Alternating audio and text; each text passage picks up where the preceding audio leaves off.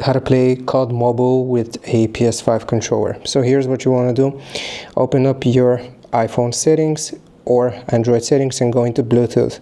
Now here you just want to wait. You will pick up your controller and you want to hold this button alongside this button. So press and hold on to both buttons until the controller starts blinking. Okay, so now it's in pairing mode. So what you want to do is to get your controller, or sorry, your phone, and select DualSense wireless controller. And this is gonna connect it. Okay, once it says connected, you can close this and you will open up Call of Duty Mobile. So right here, we are just gonna wait for the game to load.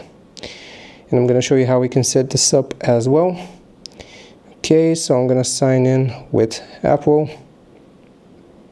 Okay, and I can close this, as well, go back, and you want to click on the settings icon in the top right, and then here you should see controls and controller if it has finished downloading the game I'm in. And basically if it detects it, then it's going to be connected and you can use the controller here to play Call of Duty Mobile. I hope this helps. Leave a like and sub. I'll see you next time.